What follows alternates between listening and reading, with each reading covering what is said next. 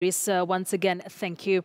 Now, President Uhuru Kenyatta has replaced key personnel within his power circle in his ongoing reconstitution of his second cabinet.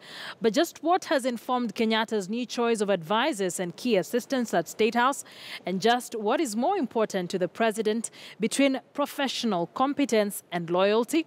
Our political affairs reporter Mrimi Mwangi interrogates on this week's House of Cards.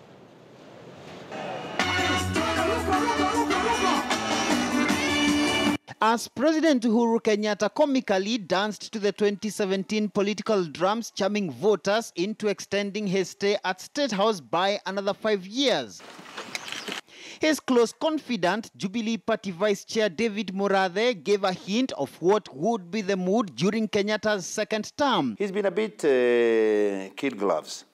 What I'm saying is that in the next administration, it will be gloves off, to be bare knuckles.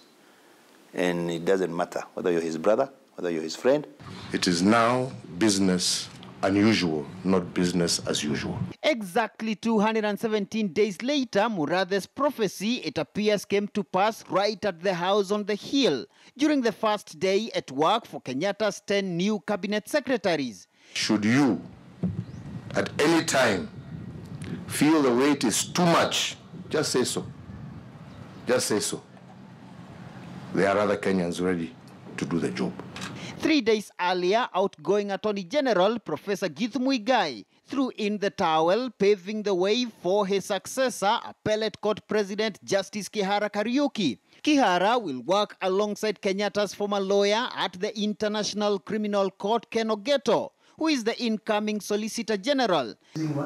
A pattern of changes which former State House Comptroller Matere Kereri argues should not come as a surprise. That's a prerogative of the president to think what quality does he want at any one time. During, times of political hiccups, times of political stability and so on. The biggest difference between 2013 and 2017 is that in 2017 there are issues of legitimacy. There is a portion of this country that has refused to recognize him as president. That wasn't the case. And that is why he's doing internal changes, replacing people he believes that may not be of great, may achieve the objective that he has. But with the backroom 2022 power games edging closer to the center of executive power, State House, Kenyatta faces a tough balancing act between loyalty and professional competence. His recent purge knocking out Deputy President William Ruto's close ally, outgoing State House Comptroller Lawrence Lenayapa, who has for the past 5 years handled Kenyatta's diary. Lenayapa, now as Kenyan ambassador to the Netherlands, will have to report to Kenyatta through new Foreign Affairs Cabinet Secretary Dr. Monica Juma. Former Nakuru Governor Kinuthia Mbugua taking up the State House Comptroller's job. Mbugua, together with Kenyatta's nephew and personal secretary Jomo Geshaga, now tasked to make key decisions on the president's daily schedule within and outside State House. The president must pick someone who is loyal to him, who will work for the president and do it as if it was his or her own job. At Harambee House, Kenyatta's de facto gatekeepers will be the new Chief of Staff Nzioka Waita, deputized by former Solicitor General Nje Muturi. Chief Justice. The two's arguably toughest task being to work behind the scenes to resolve disputes emanating from within the executive, parliament and the judiciary before they hit State House.